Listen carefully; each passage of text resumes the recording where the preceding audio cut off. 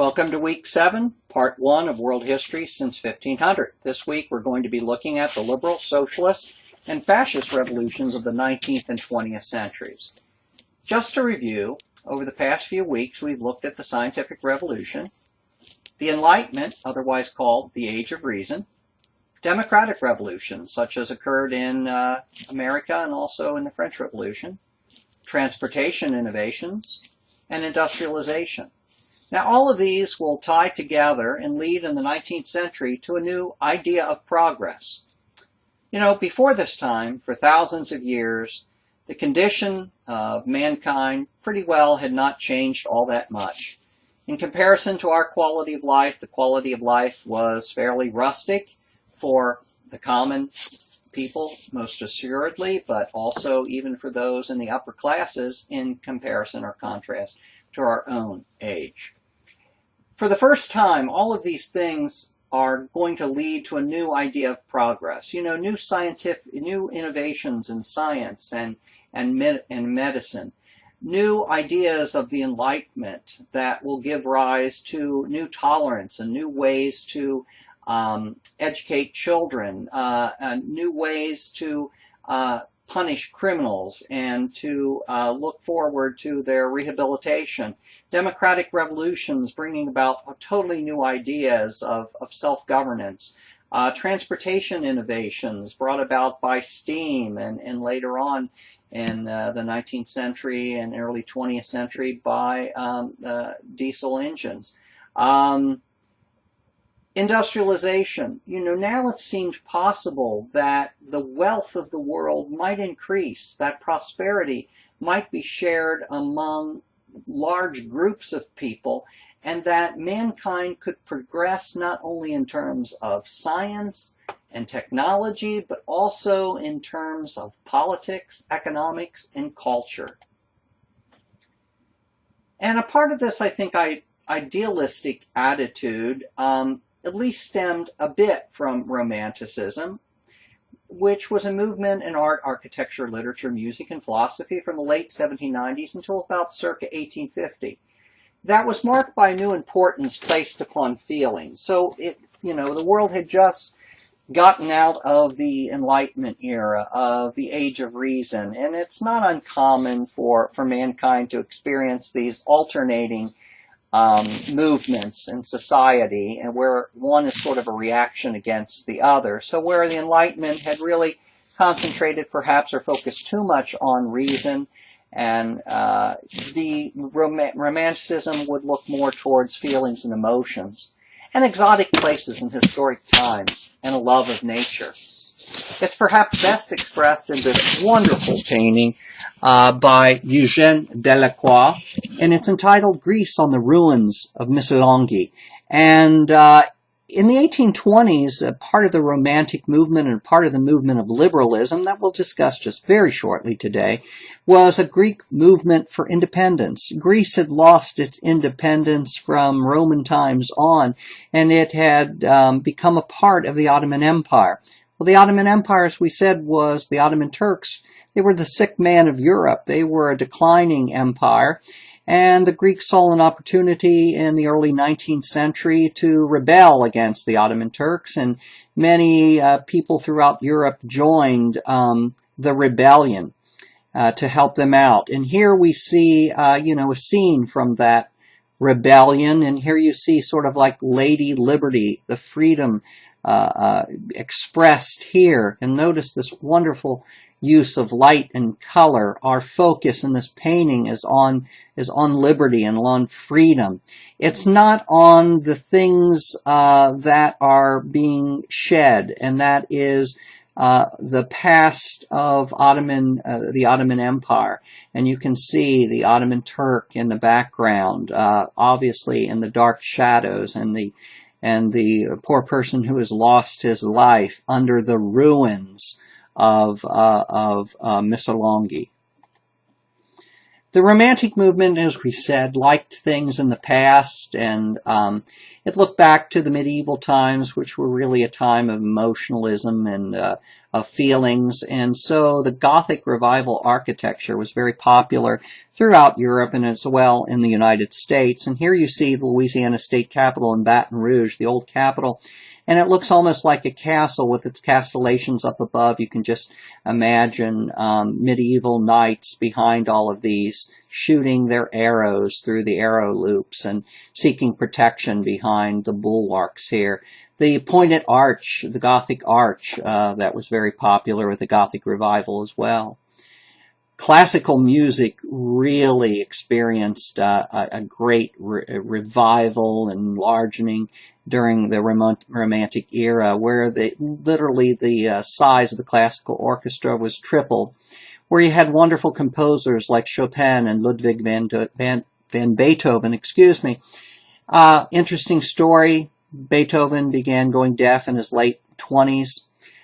Much of his music kind of expresses that sense of overcoming despair and obstacles, obviously a very important theme during the Romantic age as well. And you have wonderful literature from this time period. We'll talk a little bit about today about the mother of Mary Shelley.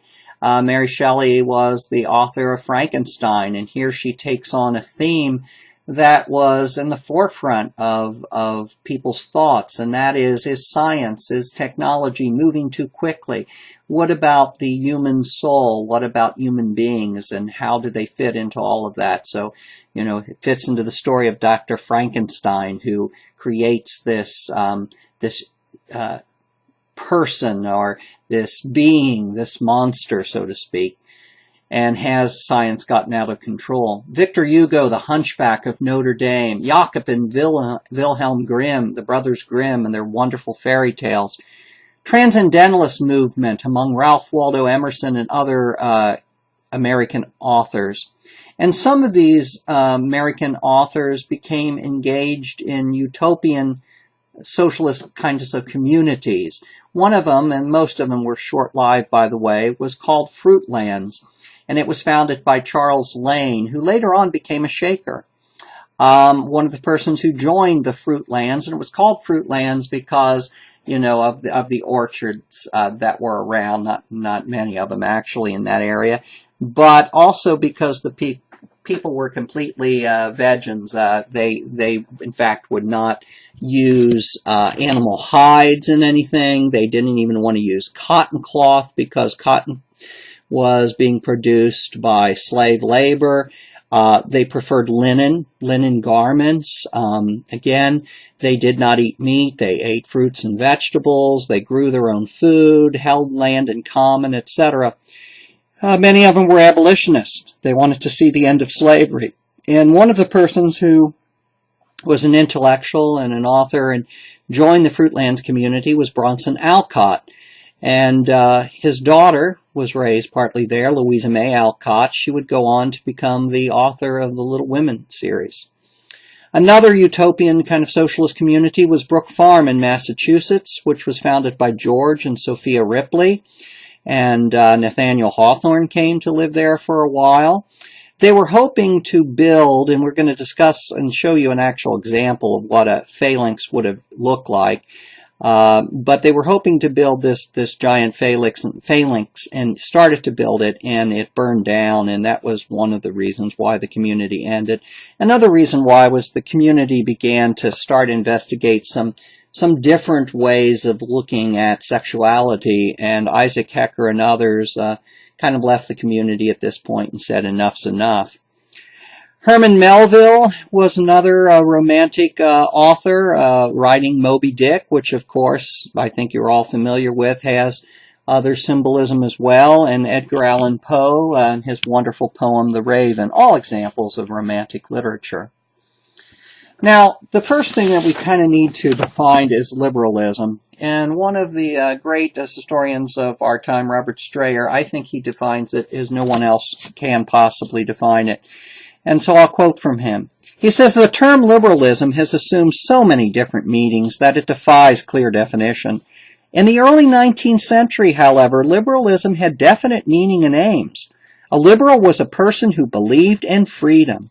freedom of thought, freedom of religion, freedom from economic restrictions, freedom of trade, and freedom from the political injustices of the old regime. Most of these freedoms had already been demanded by the leaders of the Enlightenment. The philosophes held that every man had certain natural rights, life, liberty, and property. These rights, the middle class had already demanded before and during the French Revolution, and it continued to demand them. But as time went on, its claims were based not on natural law, as they had been during the 18th century, but on the grounds that they were the most sensible and useful way of bringing about the greatest happiness of the greatest number. This attitude of applying utility to political and social institutions is called utilitarianism. So, things changed. Natural law argument had been around in philosophy and been used for, political and economic and social ends for many years and years. And now people are saying, well, we need to be more practical, more utilitarian in our outlooks. Well, what we can say is that this idea, as we've mentioned, of human progress was starting to pick up speed. And the idea that we could progress in areas like medicine and science and politics and education, etc., people said we ought to be able to progress socially too as human beings. Now, for years people had been talking about Hobbes and Locke and others and Rousseau. What was the state of nature like? When human beings were, before civilizations and before governments, how were governments and civilizations formed? Thomas Hobbes, we said, had said that, government was like a leviathan, literally a monster that had to be created, otherwise there would have been chaos. James Madison, the founding father, had stated rather succinctly that if men were angels, there would be no need for a government. Well, some very idealistic people were saying, maybe we don't need governments the way we've created governments. Maybe we can finally progress beyond having to have governments. So let's talk about something that's taken on a very pejorative kind of feel to it over the years, and that's anarchism. And so we're going to look at it in a very positive light. Anarchism was a part of a lot of what people, idealistic thinkers and reformers were referring to, whether they be sometimes utopians, members of utopian communities, socialist communities, or whether they be kind of Karl Marx or Friedrich Engels. The idea that somehow we might be able to progress to the point as human beings that we could have a classless society or a stateless society. Now, they don't mean total anarchy so that everybody can just run around and do everything that they want, a world of self-centered, selfish, greedy individuals where people are murdering one another and running amok. That's not what they meant. They meant that human beings should be able to progress to the point that they should voluntarily join certain utopian or other communal societies, and that they should be able to remake society. Yes, it will have organization, but it won't be something that will be forced from the government. It'll be something that people will want to do and will easily and partake of. So there was very much the concern of many of the liberalism. Yes, individual rights are important, but you have to balance them out with communalism. It's the argument that human beings have been having ever since the time of the Enlightenment, of the American and French revolutions. How do you balance out individual rights, but overall the good of society, the commonwealth, the common weal of everyone? If people become too individualistic and too selfish, that's not good. And if, however, people, they felt, become too communalistic, maybe that would not be good. How do you kind of balance it all out? Well, some of these people, as we've already discussed, were proponents of utopian socialism.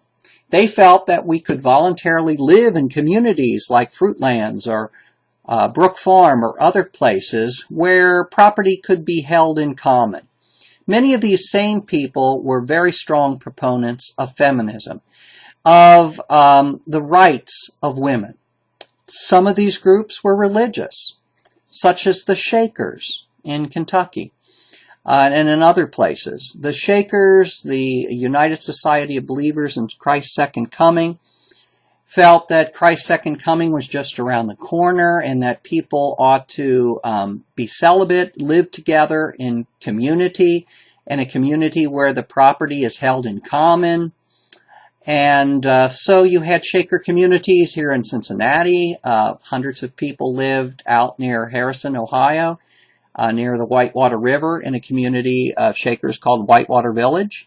There were Shaker communities in northern Ohio. They were not far north of Cincinnati, once again, in Warren County in Lebanon, and not far from Lexington at Pleasant Hill, Kentucky.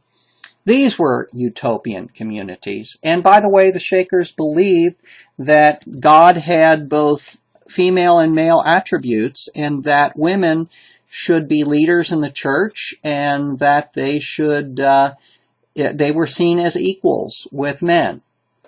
One of the great utopian socialists, in fact, two of the great utopian socialists, European thinkers were Charles Fourier and Claude Henri, Count of Saint-Simon.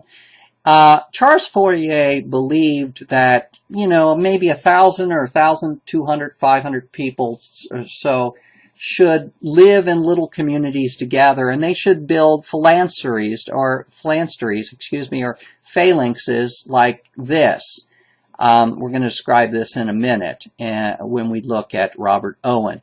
And in these phalanxes, they would have a building with lots and lots of apartments, so like dormitory type of arrangements. People would live in the dormitories. Parents would raise their children to, say, age 3 or so in the family unit. And then, beyond age 3 or so, the children would all be raised in a separate area, a separate dormitory, and their education would be provided for by schools. Each phalanx would have a school. The phalanx would have factories and shops for people to work in. Everyone would do work. Everyone would share in common the rewards of that work. Everyone would hold in common property. There would be a common mess hall where people would eat, a common kitchen where food would be prepared. There would be gardens so that they could, raise vegetables and so forth for the phalanx. The aged would be taken care of, etc. One of the great reformers who took up some of Charles Fourier's ideas was Robert Owen. He was a manufacturer and a very wealthy man who had a mill in New Lanark, Scotland. And he truly believed that his workers ought to be treated with respect and dignity, and they ought to be paid a living wage, and they ought to have access to education and medical attention, etc. So he made the community of New Lanark, Scotland, something very innovative for its time in providing those sorts of things. But he also happened to think that, the United States of America was a brand new country, and it would provide a brand new stage upon which some of these experiments in utopian socialism could be carried out. So he bought up some land in Indiana along the Wabash River, right near where it flows into the Ohio River, not very far down river from Evansville, Indiana. And he formed a community there called New Harmony, Indiana. He actually took it over from a religious utopian community by the name of the Rappites. And there he hoped to build a phalanx of the type that Charles Fourier wrote about and described. And here was, Owen had an architect, Whitewell, who came up with this design. This was actually never built at New Harmony. New Harmony did not last long enough. New Harmony was abandoned after a few years because, this kind of idea of communalism, owning property in common versus the need for people to have some kind of incentive and individual property rights. And then there were people who really were committed to New Harmony and people who were just kind of taking advantage of the system. So the whole thing kind of fell apart. And Robert Owen lost a lot of money on it. Karl Marx and Friedrich Engels co-authored the Communist Manifesto in 1848, which they predicted that class conflict between the bourgeoisie, the new middle class, and the proletariat, a factory and other workers, and this is, a landless proletariat, would ultimately destroy capitalism and a classless society would be formed.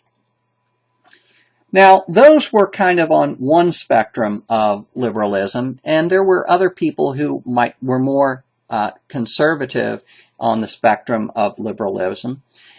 Some of the things that were leading to more democratization of society were due to the technological improvements, steamboats, steamships, railroads, all of which brought people more together, and they could learn about how they governed one another and how their societies were.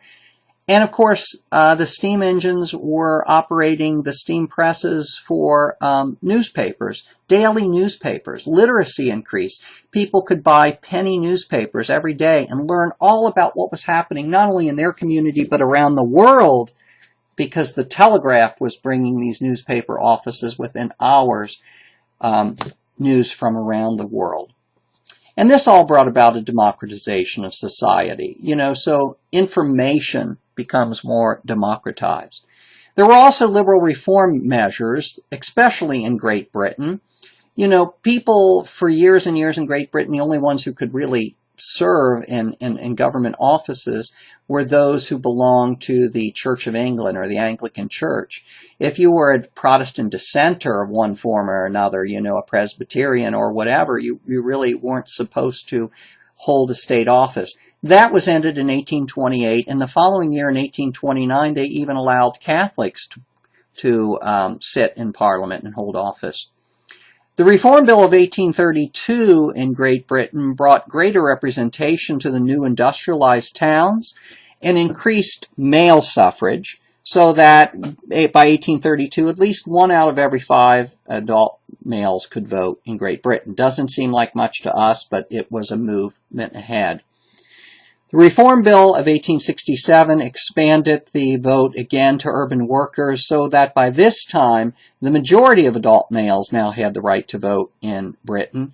And by 1884, Great Britain had extended the right to vote to most male farm workers. There were a series of liberal revolutions. For instance, in 1830, Louis Philippe, Duke of Orleans, was brought to the throne in the July monarchy in France. He was a cousin of Louis XVIII and the son of a revolutionary of 1789, and his reign was seen as a bourgeois monarchy. Of course, things would change a little bit when he abdicated in a revolution of 1848, and Louis Napoleon, nephew of Napoleon I, would become president of the so-called Second Republic, and he would later on proclaim it a second empire with himself as Emperor Napoleon III. There were unsuccessful liberal revolutions as well that were suppressed and quelled by monarchs throughout Europe. For instance, they were suppressed in Russia, in Austria and France. And then a whole series of revolutions occurred in 1848 in Austria, Hungary, Russia, Germany, and Prussia. They were all put down. And many of the disillusioned, disappointed revolutionaries, especially those from Germany and Prussia, would come to the United States because they had pretty well just given up on things. For a short time, a rather moderate revolution, but it did include some socialist aspects, held sway for a few months in 1871 in Paris. It was called the Paris Commune, but it too was quelled. Liberal economic ideas included The Wealth of Nations in 1776, written by Adam Smith. And this was really the beginning of the discussion of laissez-faire economics. And literally that means the idea that there is an invisible hand in economics, and their economics follows its own kind of natural laws, and that it would be unhealthy for the government to regulate the economy. So laissez-faire literally means to let go to let alone. So Adam Smith and other economists of his day began to say, the best thing the government can do for the growth of the economy is to leave it alone and to let the forces of the economy work by themselves. Great Britain became a proponent of free trade throughout its empire, believing that if you were really to bring about laissez-faire economics, that again the government had to step away from doing things like demanding high tariffs or duties on items. That just made an inflated cost of goods for the common people and everyone, really. And if you let things go and permitted free trade, obviously free trade doesn't mean the goods were free. Free trade meant that, we ought not have these barriers, these tariffs, these duties, export taxes, import taxes, right, against trade, that was not enabling trade to take place in a laissez-faire environment. And then trade unionism. Laborers themselves beginning to unite in labor unions to fight for the wages and the conditions and the working conditions that they felt that they were entitled to. In some respects, it is the success of trade unionism and labor unions in Western civilization that really makes socialism not occur in places like Great Britain and the United States. And then liberalism also was concerned about, again, the rights of women. And for that, we want to turn to Mary Wollstonecraft, who lived from 1759 to 1797. She was British, and she grew up in a family where her father squandered his inheritance, and her father beat her mother. And she saw what a poor marriage was like and decided never, I suppose, to really marry herself. She remained single. There were limited opportunities for single women of her day. She served as a governess for a wealthy family. She was a teacher. She was an author. And in 1792, she wrote a very influential book called A Vindication of the Rights of Women. And in that book, she argued for educational access for women, as well as economic and political rights for women. Mary also wrote novels. She had a lover, William Godwin, who was also a noted reformer and anarchist, but they lived separately and they never married. And she died a few weeks after giving birth to her only child, Mary Godwin Shelley, and it would be Mary Shelley who would later be the author of Frankenstein.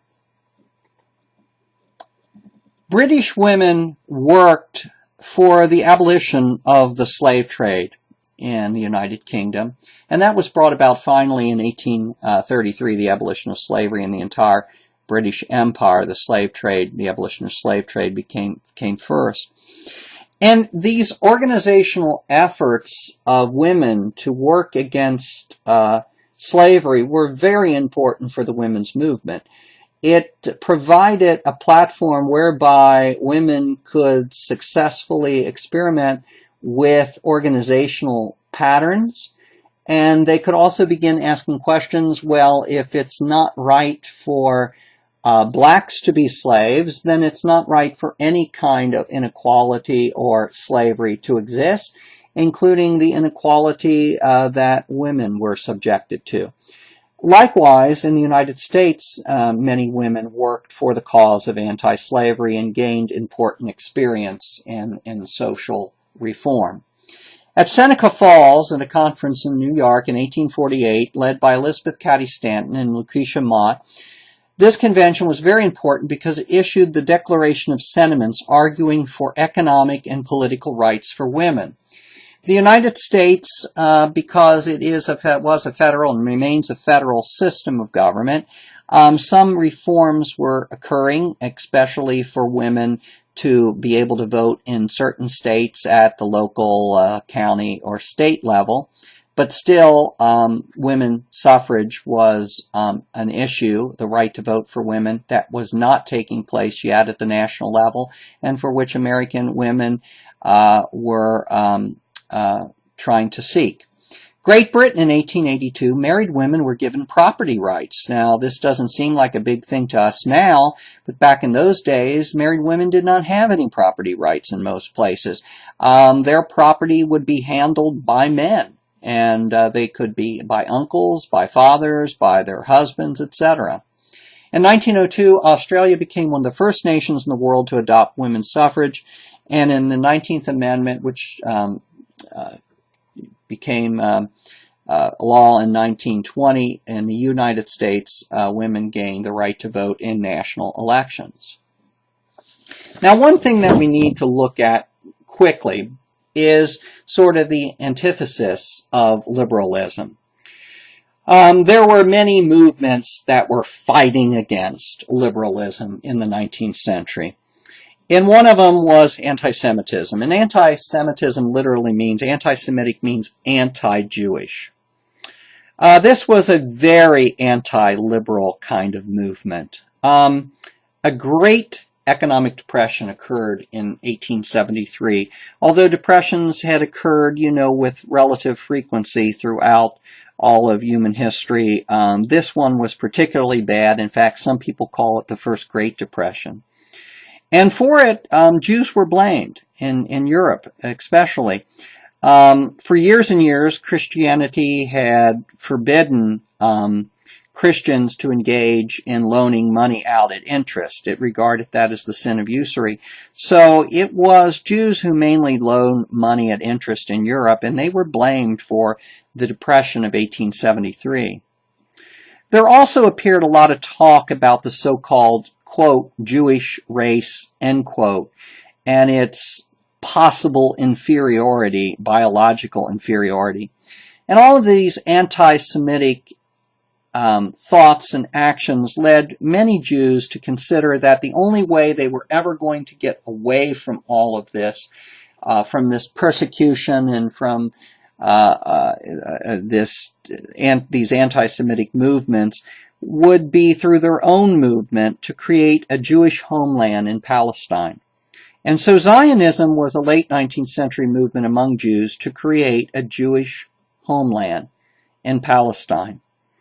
Others felt that the only way to leave the anti-Semitic environments where they were was to emigrate. And so between 1881 and 1914, 2.75 million Jews immigrated from Eastern Europe to Western Europe, to the United States, and to other places around the world. In France, which was a strongly Catholic country, the Dreyfus Affair occurred in the 1890s. Dreyfus was a Jewish officer in the French army who was convicted of treason. The charges of treason were essentially trumped up by the army, which was supported at that time by the Catholic Church and by some anti-Semites. Later on, the case would be reopened and Dreyfus was found innocent, but relations between the government and the Catholic Church suffered from that point on, and the Dreyfus Affair was certainly one of the examples of anti-Semitism which was running rampant in Europe.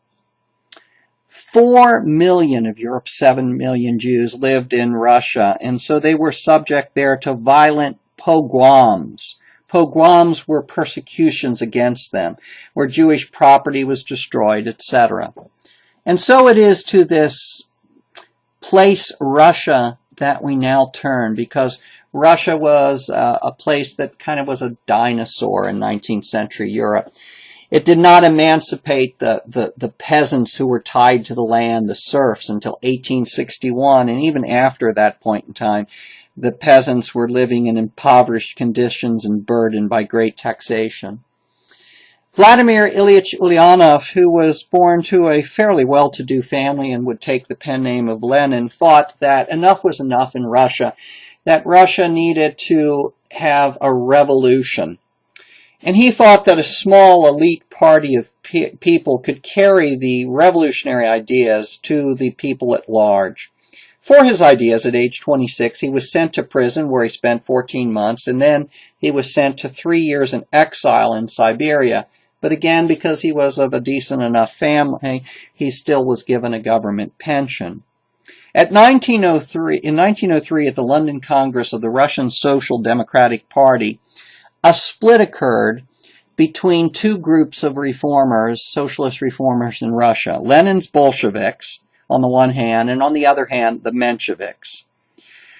The Bolsheviks and the Mensheviks believed that before there could be a socialist, communist revolution in Russia, that a bourgeois state of development had to occur before the proletariat could revolt, before the working classes could revolt.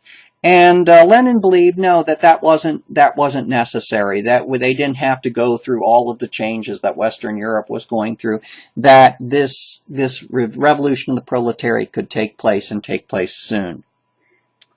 In 1905, Russia suffered defeat at the hands of the Japanese in the so-called Russo-Japanese War. People were very upset over the conditions in Russia, over the defeat at the hands of Japan, were considered a relatively upstart nation. And so Russia erupted in spontaneous insurrection. Workers in Moscow and St. Petersburg went on strike and created their own representative councils called Soviets. Tsar Nicholas II granted a constitution, allowed political parties and trade unions, and permitted the election of a national assembly called the Duma. We could go on and talk about Tsar Nicholas II. His wife was Alexandra, and they had a poor little son called Alexis who suffered from hemophilia, and it seems like the only person who was able to calm the child to stop his bleeding was the rather degenerate monk Rasputin. So that's a whole interesting story, but we won't go into that. Later on, the Tsar dissolved the first two Dumas when they didn't agree with his policy. And we'll talk here in a minute about World War I and how it brought such suffering to Russia, so that during the course of World War I, strikes broke out in March of 1917 in Russia, forcing Tsar Nicholas II to abdicate, and a new provisional government was established. The provisional government was meant to be temporary until everyone could get together and write a constitution for Russia. And everybody was thinking, well, Russia will have a European-style democratic government, and it'll have, major parties involved in that kind of parliament or whatever, and there'll be socialist and non-socialist parties, etc. The provisional government established freedoms of speech, assembly, religion, etc. And then hearing about all of this, Lenin, who was in exile in Switzerland, was rushed to the Soviet Union in hopes that he could cause trouble for the revolutionary government and, take it in a totally different way, and that is a socialist revolution. With a man called Trotsky, he attempted a coup, but it failed. Meanwhile, the Russian people wanted to withdraw from World War I, but the provisional government did not want to do that. So the peasants began seizing landlord estates, and in November of 1917, the Great October Revolution occurred. Now you're going to say, why was it called the October Revolution if it occurred in November? It was because Russia was still on the very old-style Julian calendar. Anyhow, the Bolsheviks gained power. Lenin gained power in the October Revolution. And they brought about a nationalization of land. That is, the national government took over land, factories, banks, etc. The Bolshevik government also removed Russia from World War I by signing an armistice with Germany. From 1917 to 21, Red Russians, Bolshevik Russians, fought in a civil war white Russians who were loyal to the Tsar. In the summer of 1918, the former Tsar Nicholas II and his entire family were murdered. The reason for that was they didn't want any of them returning Russia to a monarchy. And in 1921, a new economic policy was passed allowing some private economic enterprise designed to quiet discontent. In 1924, Lenin died, and a struggle ensued between Trotsky and Stalin for power. Trotsky advocated industrialization, collectivization of agriculture. That's taking all those little private plots of peasants and making them into big collective farms. And he also thought that the revolution should be exported to other areas of the world. Stalin disagreed, feeling that they had to at least succeed in having socialism in one country first before exporting the revolution elsewhere. And by 1927, Stalin had Trotsky exiled. Stalin then changed his mind and dropped the NEP policy, supported heavy industrialization and collectivization of agriculture. And the significance of the latter is that the collectivization brought heavy human tolls. The peasants were not happy, and they fought collectivization. As many as 10 million peasants were killed.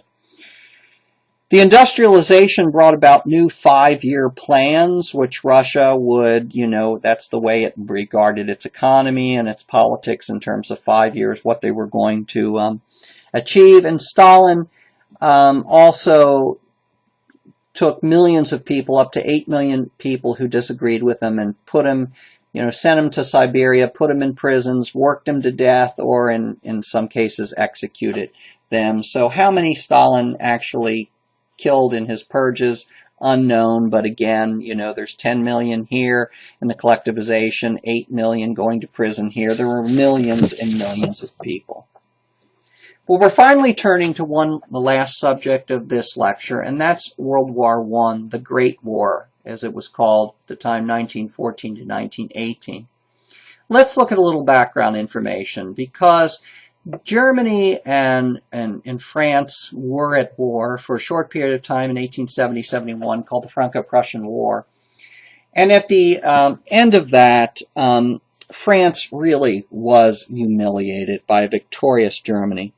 The German Prime Minister Otto von Bismarck, the so-called Iron Chancellor, humiliated France by bringing about a peace negotiation at the Palace of Versailles, the Hall of Mirrors in Paris itself, and there Bismarck proclaimed the Second Reich of Germany. And Germany demanded a sizable war indemnity, monetary compensation of about $1 billion from France, and it also seized the province of Alsace-Lorraine from France along the Rhine River.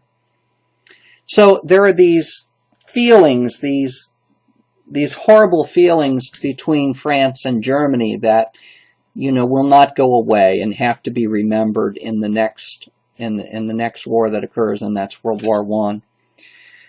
Also, there were bad feelings in Eastern Europe. Congress of Berlin in 1878 ended the Russo-Turkish War between Russia and Turkey, that is, the Ottoman Empire. And the Ottoman Empire, Turkey lost a great deal of possessions in Eastern Europe, in the so-called Balkan Peninsula, to other powers. Austria-Hungary received administrative powers over the provinces of Bosnia and Herzegovina, both of which contained many Serbs. And Serbia, Montenegro, and Romania won their independence as countries. That's a second thing to consider, because the war really starts with an assassination in the Balkan Peninsula. And then the third thing is all of these entangling alliances. We spoke a lot about the balance of power and the search for a balance of power in Europe, from the time of the Treaty of Westphalia in 1648, on up through 1815 in the Congress of Vienna. And after that, just a bunch of powers getting together in alliances that often overlapped and were entangling. And we'll see how one of those alliances actually works and essentially drags one power after another into World War I. Well, in 1908, Austria-Hungary, which was still controlled by the Habsburg family, They feared Serbian nationalism and Serbian expansionism into Bosnia and Herzegovina, and so they formally annexed Bosnia and Herzegovina. Those, again, were possessions. They were given administrative powers over there after the Congress of Berlin, but now they annexed them, and of course that upset Serbia. So, at a city called Sarajevo in Bosnia, the Austrian Empire's nephew and heir, Archduke Francis Ferdinand, and his wife, Sophie, were assassinated by a Serbian nationalist connected to an organization called the Black Hand. Now, this was significant because here was the heir of the Austrian Empire, and he was now assassinated. So who would take over the Austrian Empire after this? July 23rd of 1914, Austria-Hungary presented an ultimatum to Serbia to desist from subversive activities and to agree to a joint investigation of the assassination of Archduke Francis Ferdinand within Serbia itself. Now, Serbia was its own country, so for Austria-Hungary to insist that they take part in a joint investigation within Serbia itself of that assassination was really going way too far.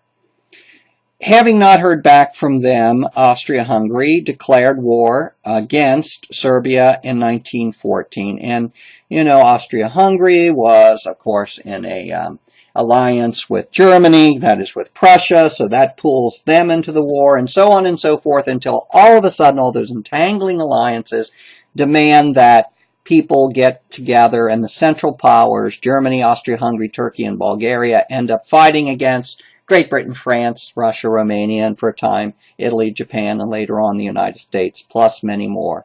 A world war erupted. There was fighting in Europe, China, Pacific Islands, the German colonies in Africa, and in North and South Atlantic. Germany hoped to make quick passage of the war and hoped to just go around France, which had some of its own defenses. And in the Schlieffen Plan, Germany decided to go around the defenses of France by going to the north through Belgium. So Germany attacked and invaded and took over Luxembourg and Belgium.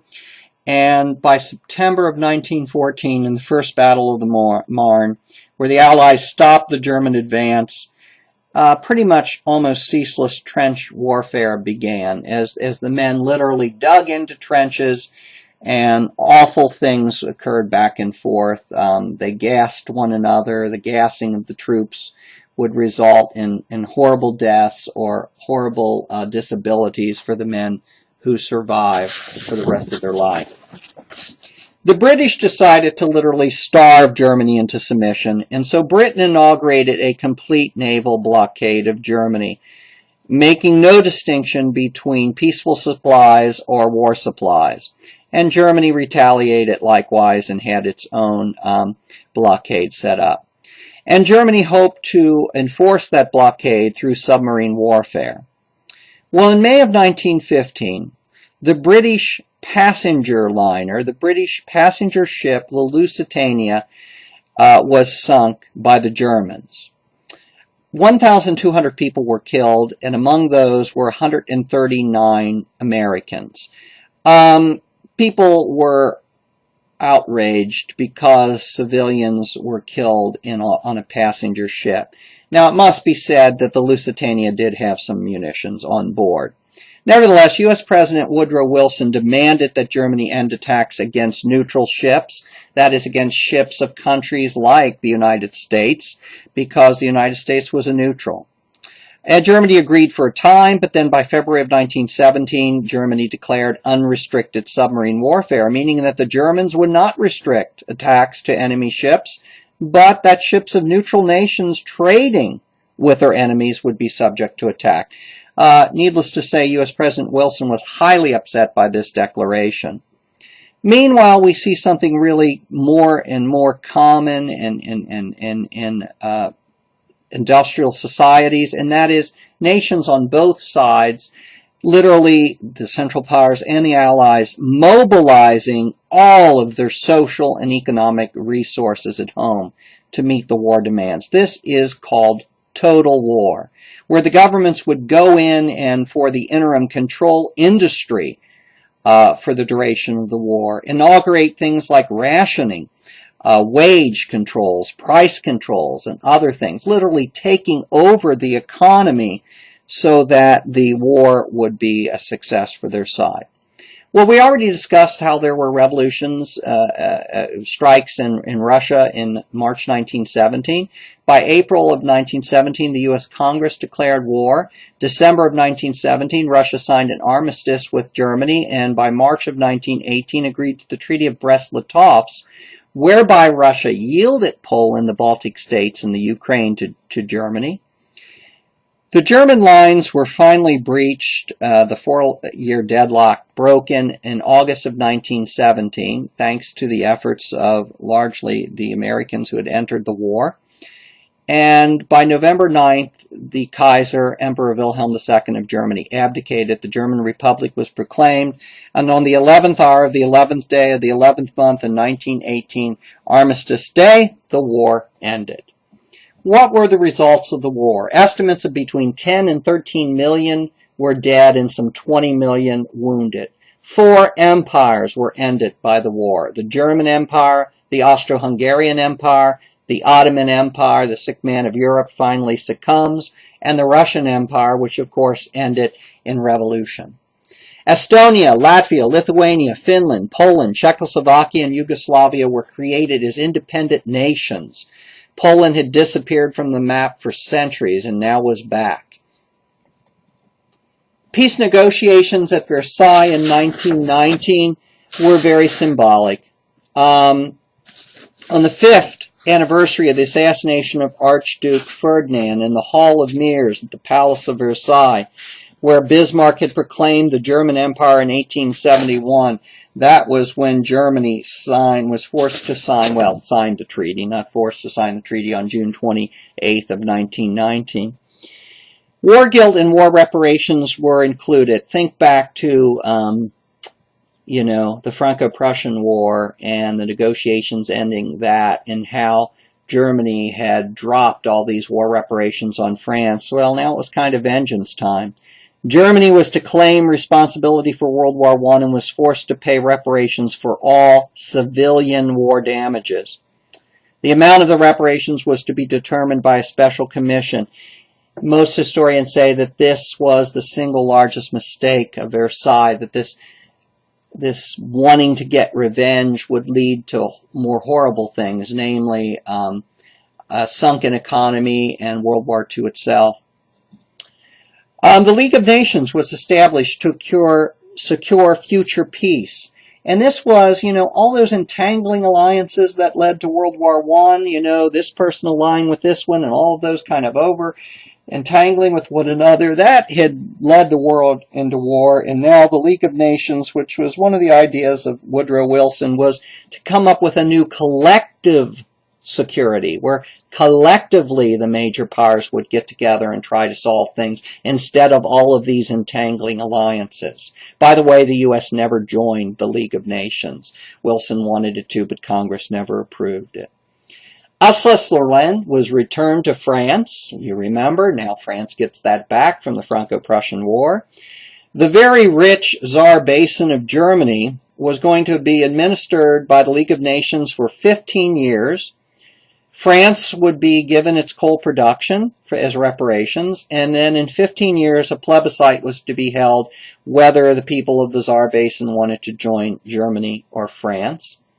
The Rhineland of Germany was to be occupied by Allied forces for 15 years, and a 30-mile strip along the east bank of the Rhine River was to be demilitarized. And Germany was to limit its army to 100,000 men. Its navy was also limited and was not to have any military aircraft, tanks, submarines, or poison gas. Other separate peace negotiations involved Austria, Hungary, Turkey, and Bulgaria. The Austro-Hungarian Empire was broken up into 2 separate nations, Austria and Hungary. Austria was forbidden to form a union with Germany. The League of Nations gave mandates of the old Ottoman Empire to Great Britain and France. Great Britain was given mandates over Iraq and Palestine, and France over Lebanon and Syria. And the idea of these mandates was to prepare those areas for their eventual independence. So we see all of the areas that were lost by the Austro-Hungarian Empire here in green, those lost by the Russian Empire in purple, areas lost by the German Empire in the orange, and the demilitarized zone that was set up, and of course Alsace-Lorraine went back to France. We also see the spheres of influence in the Middle East after World War I, with France overseeing Syria and Lebanon, and Britain overseeing Palestine, Transjordan, and Iraq. And again, they were supposed to prepare those areas for independence. Important to understand this because it explains a lot of what is happening in the Middle East even today. The rest of this is to be continued in part 2. Thank you.